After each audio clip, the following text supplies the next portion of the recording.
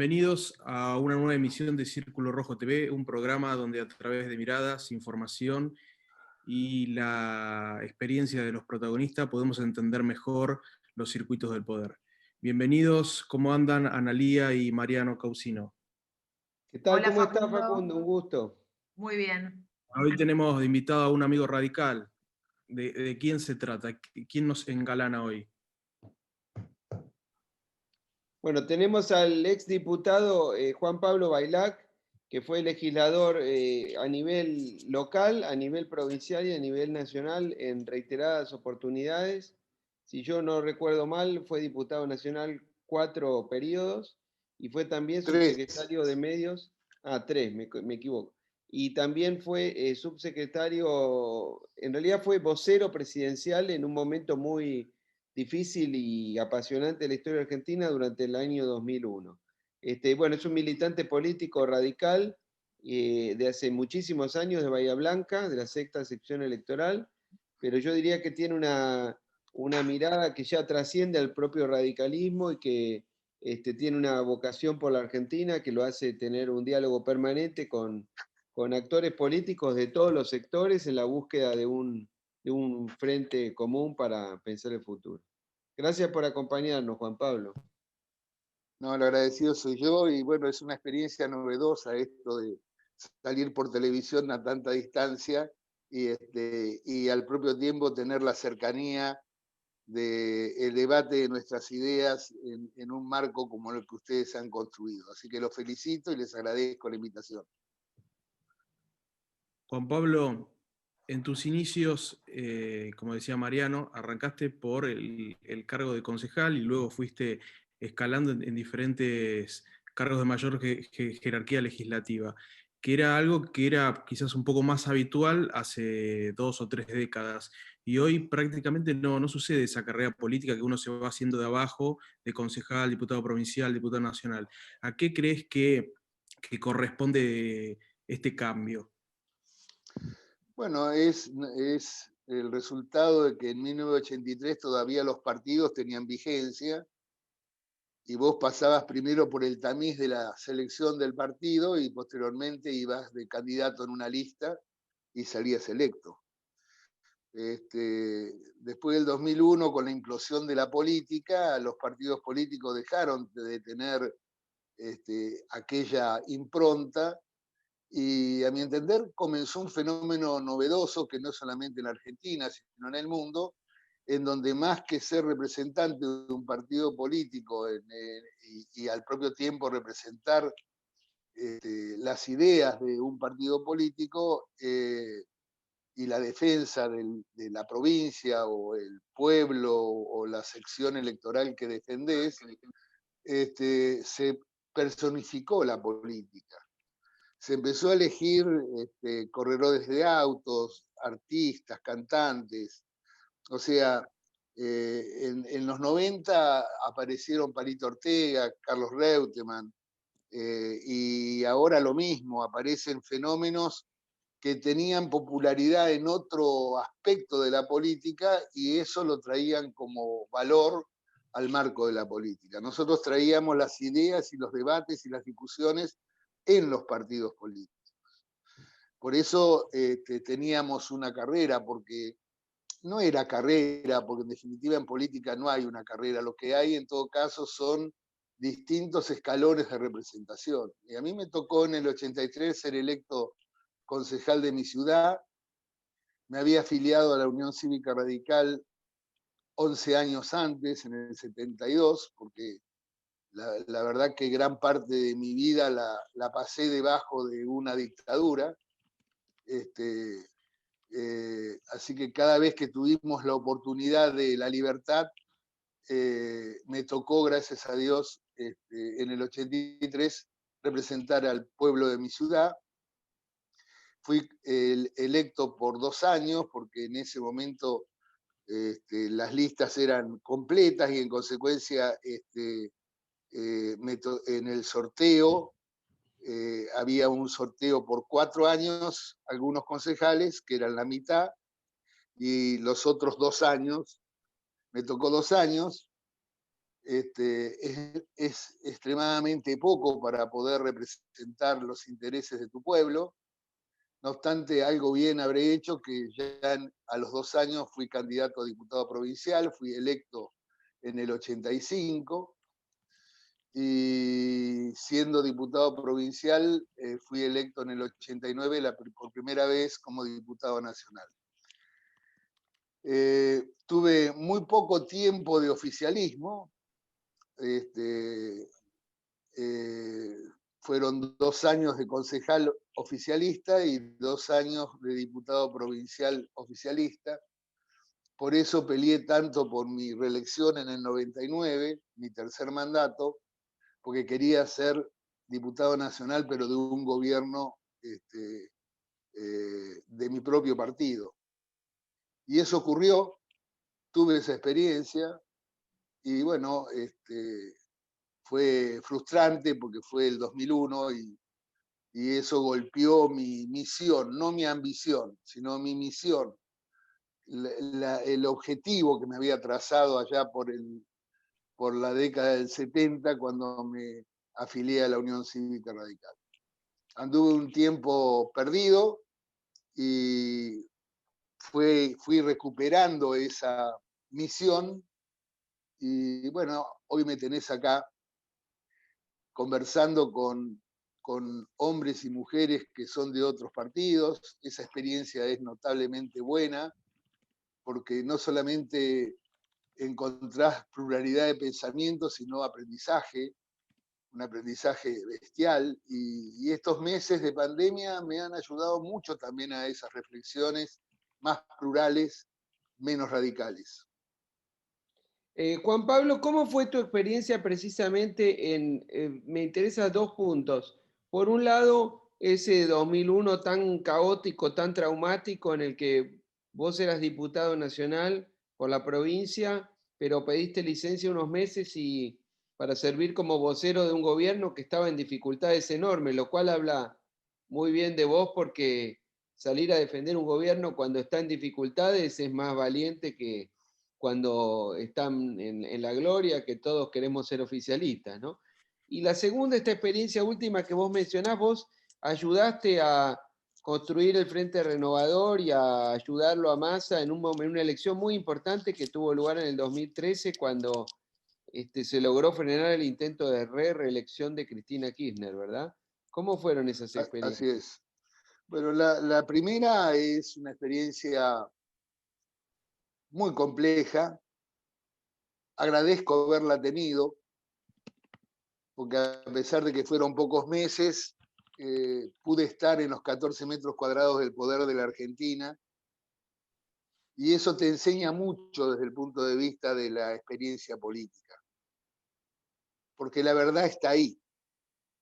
En el Parlamento es una gestión anónima, en el Ejecutivo es una gestión personificada. Vos apretás los botones en el Ejecutivo y salen los colores, verde, rojo, amarillo, etc. Ahora, en el Parlamento vos apretás la botonera y nunca sabrás si el color es verde, rojo o amarillo. Se pierde 220 y pico de diputados nacionales construyendo las leyes del país, hacen olvidar tu tarea, tu esfuerzo, tu trabajo, tu estudio, tu análisis. En cambio, en el Ejecutivo se nota más el que no entiende nada que el que entiende. Nunca hay plan en las crisis. O sea, yo fui con una idea, y obviamente el episodio de la crisis del 2001, yo asumí el 6 de junio del 2001, y en 24 horas, en los paneles de televisión que tenía en mi despacho, me aparecieron de pronto Lombardo, que decía que el presidente tenía arteriosclerosis. En otro televisor aparecía los jubilados que marchaban al Congreso a reclamar por sus jubilaciones. En otro lado estaba la confederación, no sé cuánto, de Delía y de otro piquetero que había cortado la ruta 3. Es decir, y no me acuerdo de otro conflicto por ahí que andaba dando vueltas. Con lo cual quiero decirte que cuando uno tiene que ser el vocero de un gobierno en un campo de batalla en donde todo es caos, es muy complejo. Porque primero no te permite pensar. Sos un bombero tratando de ir tapando los agujeros o apagando los fuegos. Y segundo, es tan dinámico todo que así como tenías un día de calma, tenías un día de batalla, y en ese contexto perdías razonablemente, ¿no? Equilibrio, porque no te podías dar el lujo de enojarte, porque cometerías el error más serio del mundo de enojarte, ¿no es cierto? Entonces, las discusiones eran diarias, los conflictos eran diarios, y los problemas que el gobierno tenía eran diarios, y cada día más graves, hasta llegar al 2001, en donde se empujó a Fernando de la Rúa a renunciar. ¿Vos creés, Fue, creés, Juan Pablo, una interrupción pequeña? ¿Vos creés que la caída de Fernando de la Rúa intervino una conspiración, como tantas veces se ha dicho, en la que participaron sectores del peronismo y del radicalismo de la provincia de Buenos Aires? ¿O pensás que la caída del gobierno era inevitable y que simplemente esos sectores aprovecharon un vacío de poder? no, yo soy convencido de que hubo, no digo conspiración, porque fue a ojos vista, o sea, no fue un episodio que no pudiera ser visualizado. Fue incluso hasta diría anoticiado el 30 de octubre, cuando ganó las elecciones el peronismo, se brindó en algún lugar de la Argentina que muy pronto volverían a ser gobierno.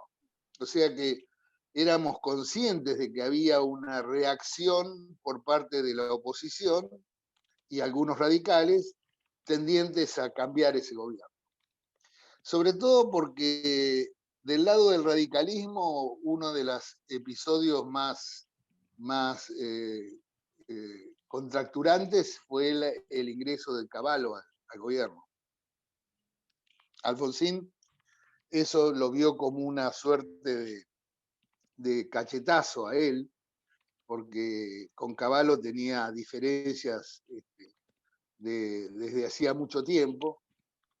Y Duhalde había hecho una campaña tendiente a que iba a sacar la convertibilidad e iba a devaluar.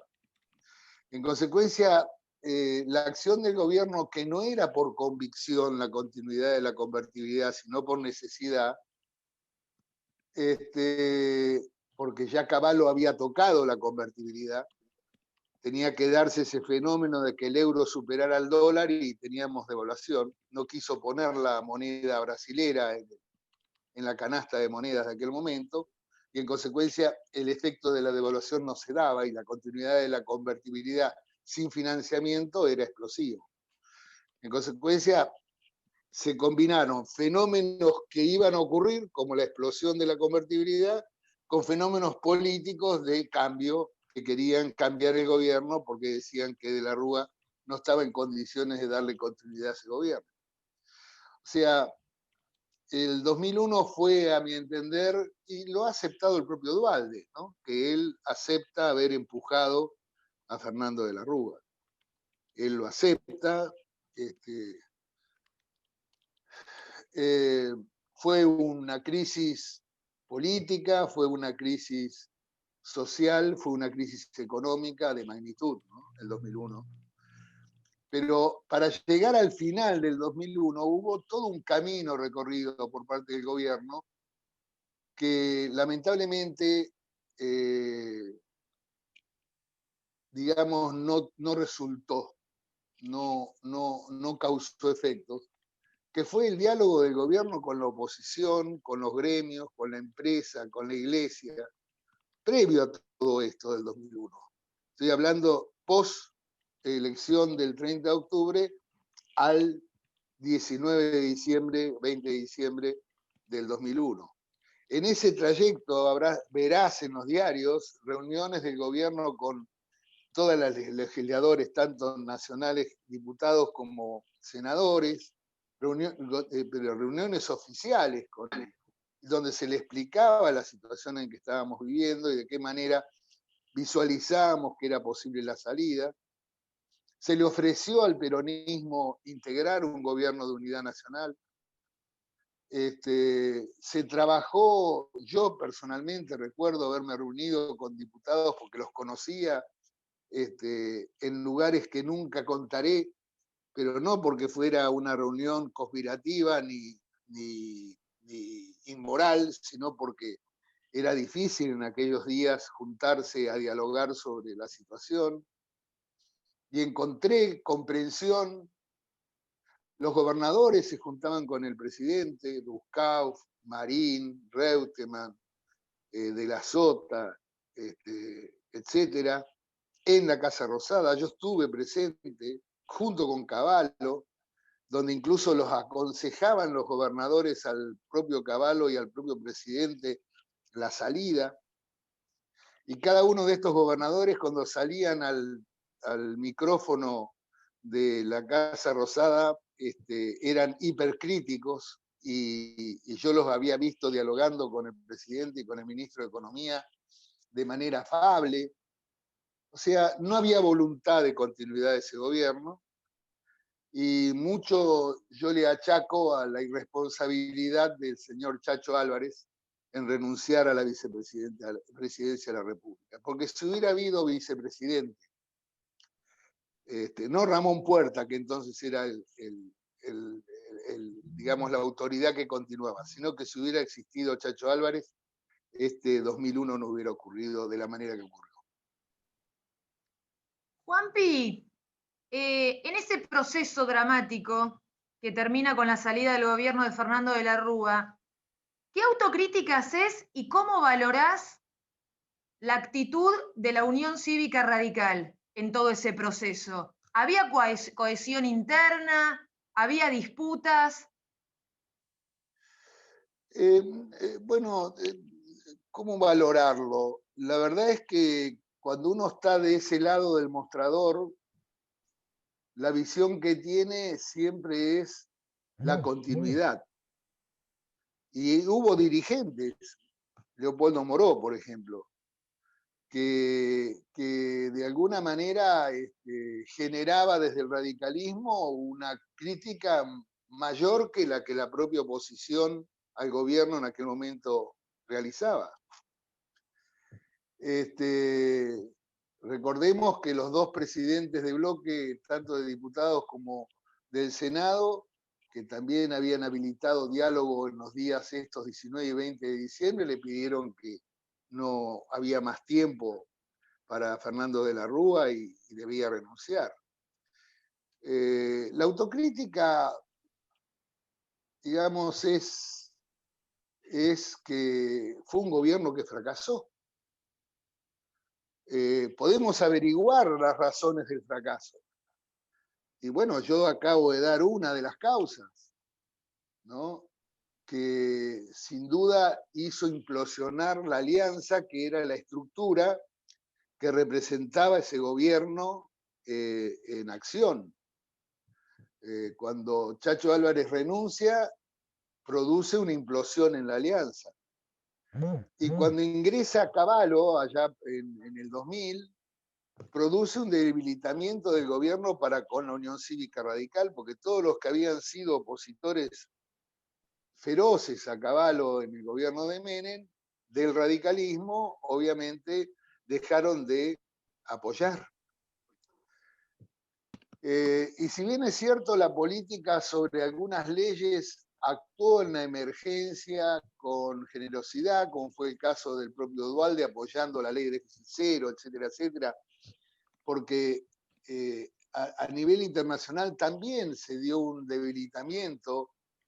El Fondo Monetario Internacional había prometido el envío de 8.000 millones de dólares, que eso significaba tapar el agujero del déficit que tenía la Argentina en ese momento. Nunca lo hizo. Años después hizo su autocrítica diciendo de que debió haber ayudado a la Argentina en aquel momento. Viajamos varias veces a los Estados Unidos para arrancarle a los alemanes, que no estaban los franceses amigos de Cavallo, sino los alemanes, que eran muy duros en ese aspecto, y que no ayudaron a la Argentina a resolver uno de los problemas más serios que tenía, que era el de financiamiento, de la convertibilidad. Nos vimos obligados a imponer el corralito, que no fue una convicción ideológica, sino que fue una necesidad imperiosa para retener los dineros en los bancos. Luego vino Duhalde en enero y ahí se produjo el efecto exacción de los depósitos de la gente. No fue con el corralito, porque con el corralito retirabas un tope, una determinada cantidad de dinero, o si comprabas un bien, podías pagarlo con lo que tenías depositado en los bancos. Pero Duhalde devalúa y luego aplica el corralón, que fue de alguna manera ese el efecto que sintió la gente, que cuando fue a buscar sus depósitos en dólares, le pagaron en pesos, y la devaluación había sido de 4 pesos, 4 pesos un dólar. Y en consecuencia ahí está la exacción que de alguna manera nunca se aclaró por parte del propio gobierno de que el efecto de extracción de los depósitos de la gente lo produjo la devaluación. Juan Pablo, yo recuerdo una declaración que había hecho en octubre del 2001 Fidel Castro, que él decía que el estallido ya estaba en Argentina y vos como vocero lo saliste a cruzar. ¿Vos creés que Fidel Castro tenía alguna influencia en la caída del gobierno o alguna información privilegiada, algo, o fue algo, no sé, al azar eso? Y por otro No, lado, ¿cuál fue no, en los últimos meses el rol de Alfonsín? ¿Cómo lo juzgás vos? bueno, con respecto a lo de Fidel Castro, fue simplemente una expresión en donde se conjugaba con aquellas manifestaciones del secretario del Tesoro de los Estados Unidos, de Bush, que había hablado de que no iba a poner la plata de los carpinteros y de los herreros de los Estados Unidos en la Argentina porque éramos corruptos. Y yo había hecho declaraciones en nombre del gobierno al respecto contra el secretario y él nos tildaba, Castro, de lambebotas del Fondo Monetario Internacional y del gobierno de los Estados Unidos. Y, y ahí es donde él habla sobre el estallido de la Argentina. Yo no sé si tenía o no información privilegiada. Castro era un tipo muy informado, me consta. Así que, y además tenía por Argentina una predilección, le interesaba lo que pasaba en Argentina, así que es muy probable que tuviera información a través de la Embajada de Cuba, de acá, de Argentina, y tuviera un diagnóstico acerca de las circunstancias que estaba viviendo en Argentina. En cuanto a Alfonsín, Alfonsín estaba siempre a la orden del presidente. Días antes, al 19 y 20 de diciembre, concurrió a la Casa Rosada, se reunió con De la Rúa más de una vez. Alfonsín, digamos, desde el movimiento productivo, que tenía reuniones seguidas con Duhalde, se habían hecho muy amigos, y seguramente su actitud no fue todo lo detonante que Raúl era capaz de ser en circunstancias de debilidad extrema del gobierno.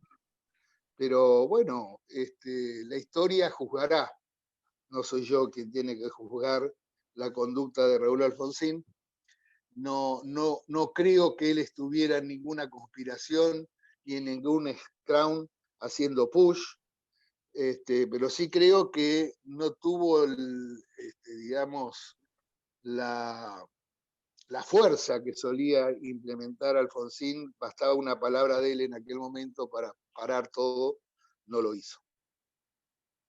Juanpi, ¿pensás que esa actitud de alguna manera obedeció a aquella vieja disputa entre la línea nacional y Renovación y Cambio? No, de ninguna manera, no.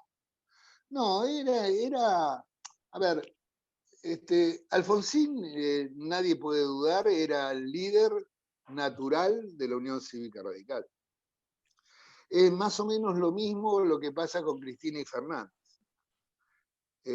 Fernando de la Rúa era el segundo, o sea, Alfonsín era el líder y después venía de la Rúa.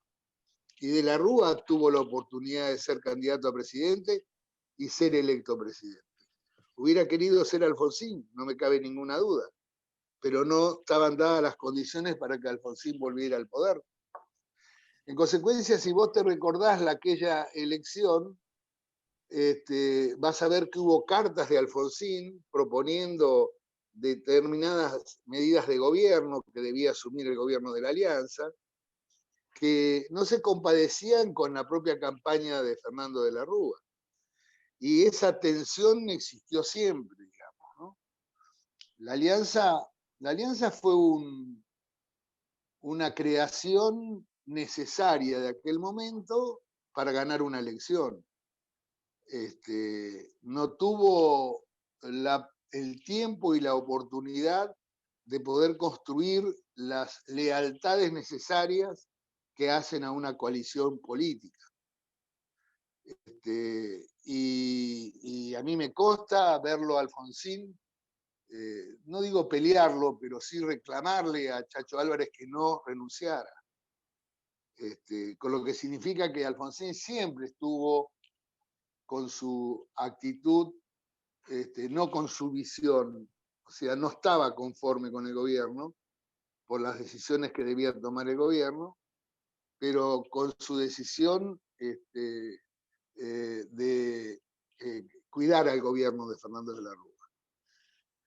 Yo creo que en algún momento determinado de esos diálogos entre Duhalde y Alfonsín se resolvió ser candidato a senador. Fue llamativo que Duhalde y Alfonsín en el 2001 decidieran ir como candidatos a senadores por la provincia de Buenos Aires. Ganó Duhalde por un importante porcentaje y segundo fue Alfonsín con el 18% de los votos.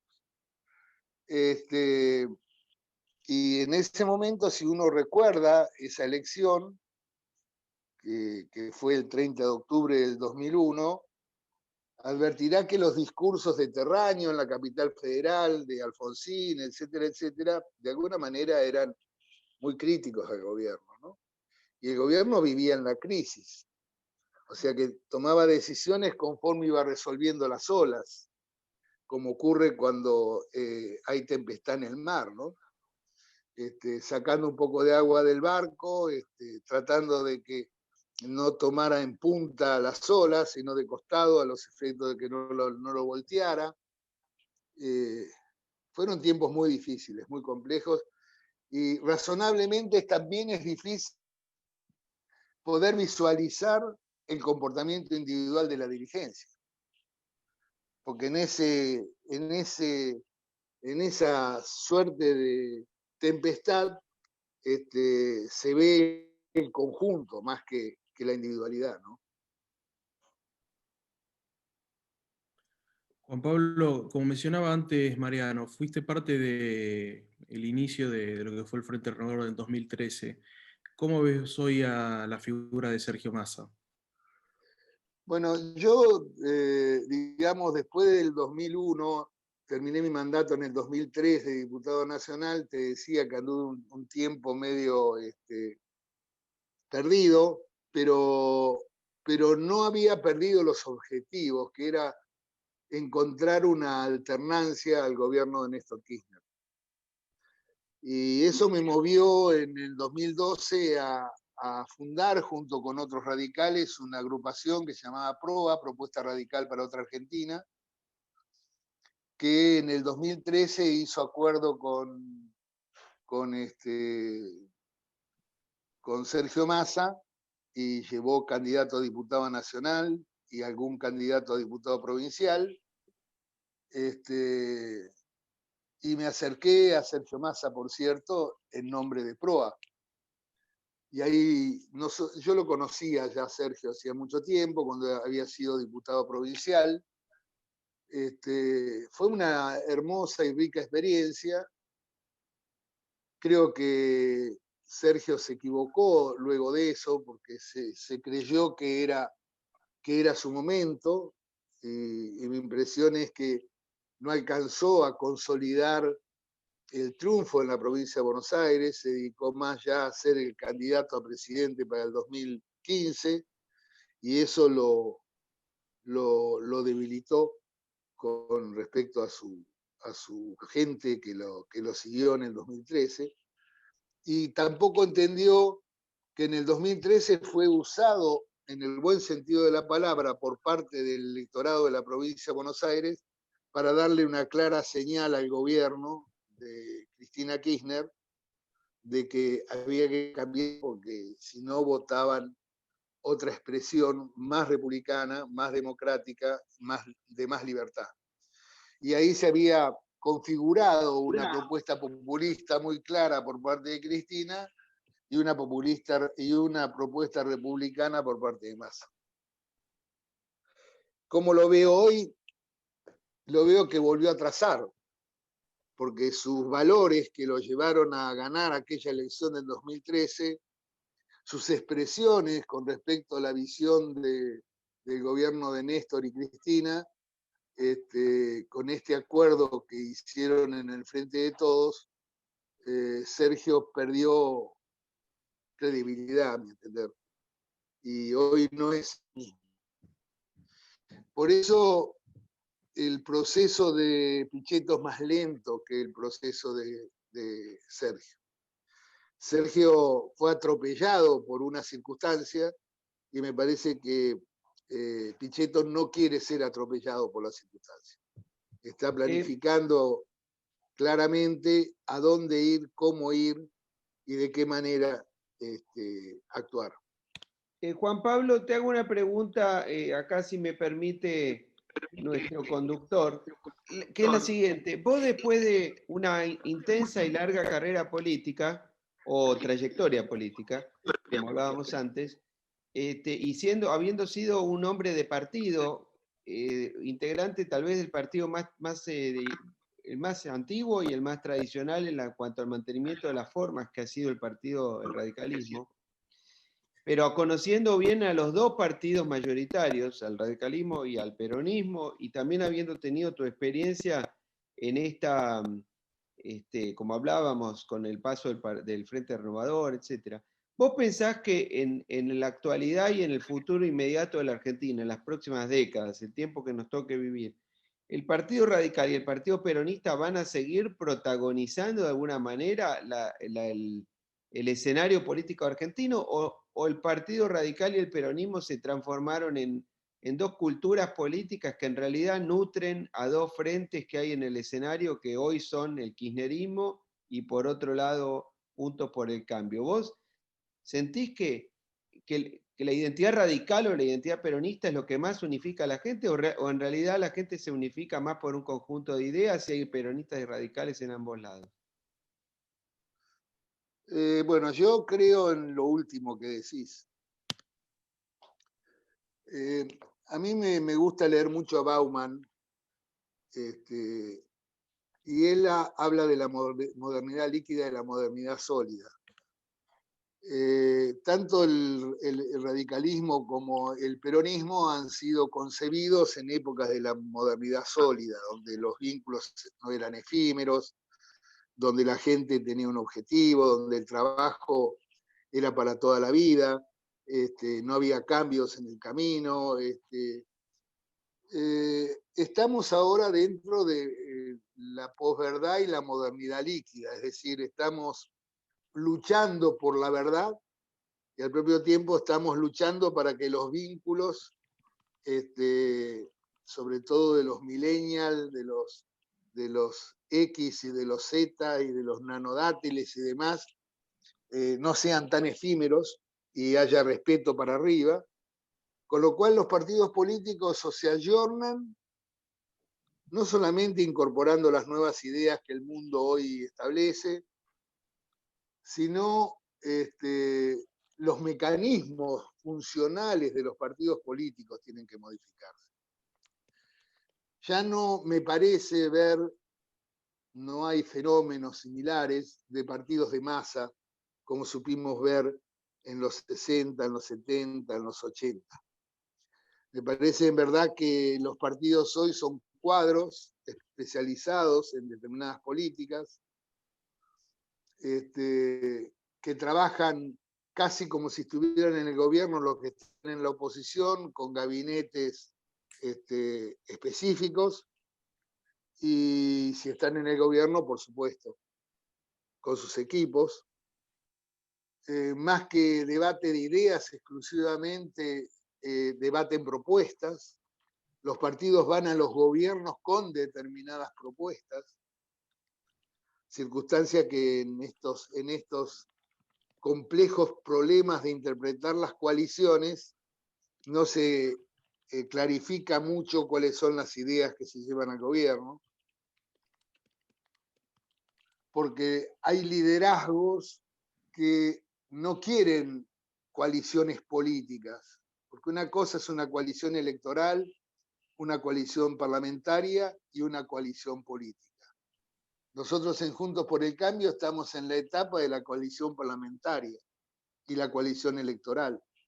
Si no determinamos un estatuto de resolución de los conflictos, de los límites de funcionamiento, digamos, de la creación de estos gabinetes en las sombras, etcétera, etcétera, es muy probable que esa coalición, más tarde que temprano, atado como se ata en la Argentina con alambre, pueda evanecerse. Por el lado del gobierno pasa exactamente lo mismo. Me cuesta creer que Fernández haya preparado las decisiones que está tomando en una suerte de gabinete en las sombras con la coalición kirchnerista peronista. La verdad es que se nota la improvisación, ¿verdad? Como se notó la improvisación en muchos aspectos por subestimación de la política en el gobierno de Macri.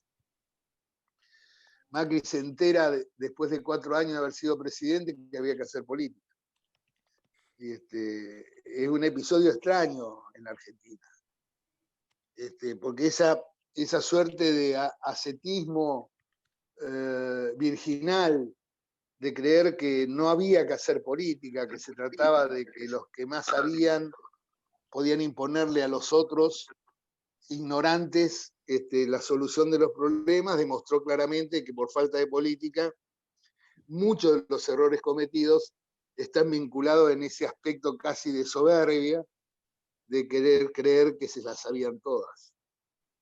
Y no lo supieron todo. Entonces subestimaron la inflación, subestimaron la política social, diciendo, bueno, no importa, denle, total, lo que tenemos la calle tranquila, la gente va a entender. Y bueno, y se equivocaron porque fueron armando sin querer, por no hacer política, la política del otro lado. Juanpi, el 10 de diciembre se va a cumplir un año de la asunción del presidente Fernández. ¿Qué opinás de la marcha del gobierno?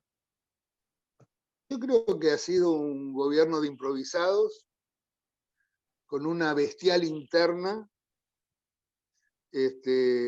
por cuestiones ideológicas, porque no creo que Fernández coincida con Grabois, ni Grabois coincida con Fernández, por decir dos extremos, con una búsqueda muy compleja por parte de Cristina Fernández de Kirchner para lograr su impunidad, tratando de destrozar todo lo que tiene enfrente con tal de demostrar de que ella nunca tocó un peso que no le correspondía. Y es tan flagrante, tan claro lo que nos ocurrió en los 12 años anteriores, que se la ve a la vicepresidenta en un estado casi de enfermedad por encontrar el camino de esa impunidad. Quiere reformar la justicia, quiere echar a los jueces, quiere hacer caer las causas, digamos, la actitud de la OAS es realmente, no digo ridículo porque no es la palabra, pero es un atentado a esa ética de las ideas y ética de las responsabilidades. Retirarse de las causas donde se está juzgando episodios que fundan la democracia. Porque me preguntaba antes, Mariano, qué pensaba de las dos coaliciones, ¿no? Y qué pensaba si el radicalismo y el peronismo van a continuar en el futuro. Si nosotros no hacemos algo con la corrupción padecida, es muy probable que ese episodio sea una tempestad tan gravosa para la sociedad que debemos olvidarnos del radicalismo y del peronismo. Claro. Es decir, si nosotros no juzgamos ese episodio, la sociedad se va a enojar mucho. Mucho, mucho. Porque te robaron y te la mostraron. No sé si soy claro lo que quiero decir. Muy. Sí, sí. Y la gente está muy mal. No está bien la gente. El comerciante, el profesional, el que tiene trabajo, tiene una incertidumbre fenomenal. Y este gobierno dice que todo esto ocurre por la pandemia y por los 4 años de Macri. La verdad que también, más allá de la crítica que le hagamos al gobierno de Macri, decir que todo lo que estamos padeciendo en la actualidad obedece a los 4 años de Macri y obedece a la pandemia es, digamos, muy serio, poco serio. Es muy serio lo que nos está pasando y poco serio la respuesta. Y Juanpi, vos que me preguntabas por autocrítica, quisiera ya, con 1 año nada más, que el gobierno hiciera una autocrítica en serio. Porque nos dijo, métanse adentro de la casa que yo los voy a cuidar. El que no se cuidó fue él. O sea, hasta en eso no hubo ejemplaridad. Porque levantó la hostia en la misa de la política diciendo, yo te voy a cuidar, y él no se cuidó. Y anduvo de un lado para el otro, sin tapabocas, sin esto, sin lo otro. Casi con esa cena con Evo Morales se pesca el coronavirus. Imagínate que hubiera pasado en este país si se lo hubiera agarrado en cena. Entonces digo, me parece que faltó ejemplaridad, falta ejemplaridad. Es muy clara la fotografía de un gobierno que lo único que está buscando es la impunidad de Cristina Fernández de Kirchner y sus adláteres. Es muy claro que la pandemia fue muy mal administrada, que sanitariamente el problema no eran las camas, eran los terapeutas. Lo que faltaban no eran camas, sino terapeutas. Camas sobraban, pero no había la cantidad de terapeutas necesarios para poder atender las camas. Entonces ese era el problema por el cual ingresamos a la pandemia con tanta anticipación y con tanto alargue, casi 8 meses. Entonces, digamos, el manejo económico ha sido extraordinariamente malo. Se ha puesto en tela de juicio el derecho de la propiedad en Argentina. Este señor Fernández cree que puede cambiar el capitalismo desde la Argentina. A ver, venimos de mal en peor, como diría el paisano acá en mi zona, desde el 75 a la fecha, como para darnos la etiqueta de que somos los que vamos a cambiar el capitalismo en el mundo. La verdad que es también poco serio, es poco serio. Estamos discutiendo si proteccionismo, industrialismo y mercado internismo versus globalización en la Argentina en el siglo XXI, ya entrado. Tenemos una industria de conocimiento exitosa quiero decir, y lo primero que hizo este gobierno fue modificar la ley. Se nos van las empresas importantes de la Argentina. Digamos, vos me preguntás qué opino, se va a cumplir un año del gobierno, te estoy contestando. Juanpi, tenemos índices de pobreza alrededor del 50%, depende de cómo lo mires. Hay un sentimiento de antipolítica muy grande. Quizás uno de los factores puede ser lo que vos nombrás, que es el tema de la corrupción, una élite política que se enriquece, que te la muestra, como decís vos, y por otro lado, una presión tributaria muy grande que termina asfixiando a la sociedad en general. ¿Cómo ves vos estos elementos, también teniendo en cuenta que es una coalición de gobierno donde hay tensiones, cada vez se enfrentan más? ¿Cómo analizas esto vos con lo que pasó en el 2001? No es lo mismo a lo que ocurrió en el 2001, pero no porque digamos, si ocurriera algo similar al 2001 en la Argentina, me llamaría la atención. No sé si soy claro lo que quiero decir.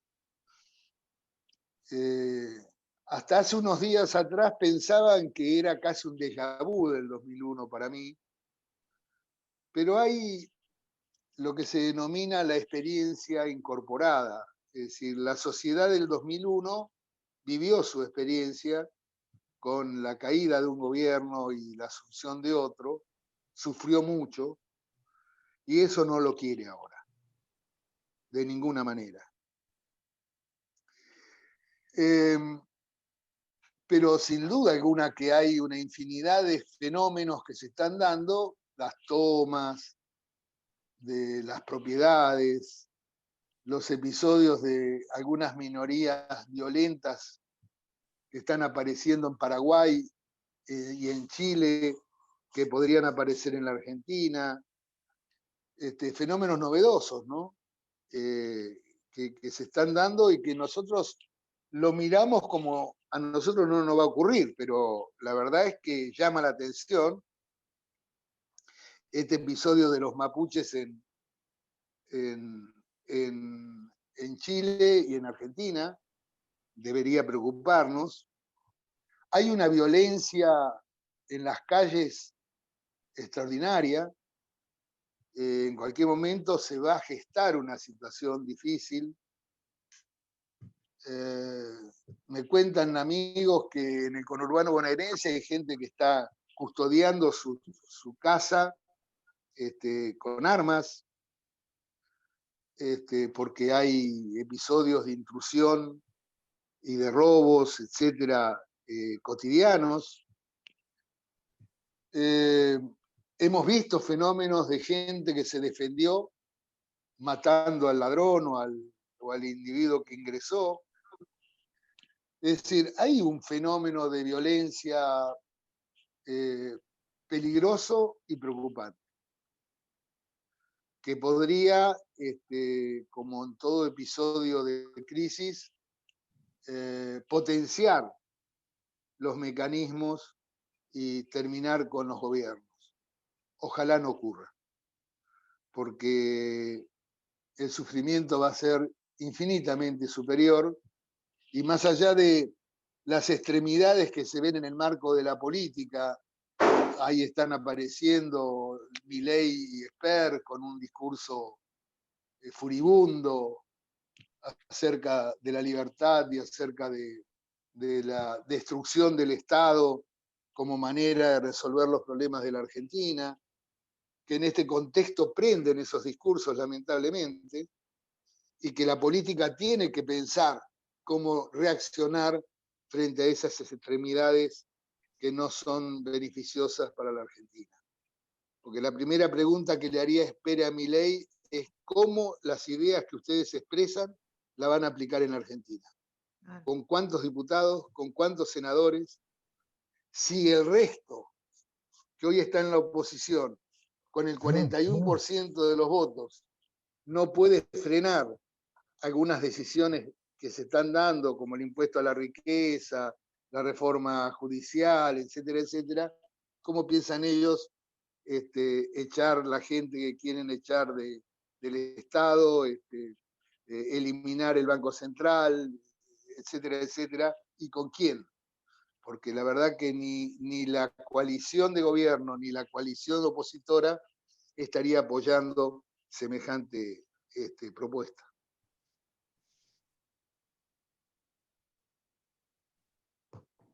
Bueno, Juan Pablo, para terminar, quería saber que nos dejes, después de haber recorrido tu experiencia, cuál fue el momento de mayor alegría y cuál fue el de mayor tristeza que te tocó transitar en tu carrera.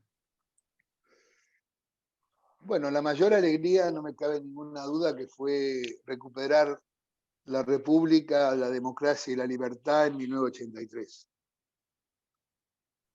Y la mayor tristeza, 3. La muerte de Alfonsín, la muerte de Fernando de la Rúa,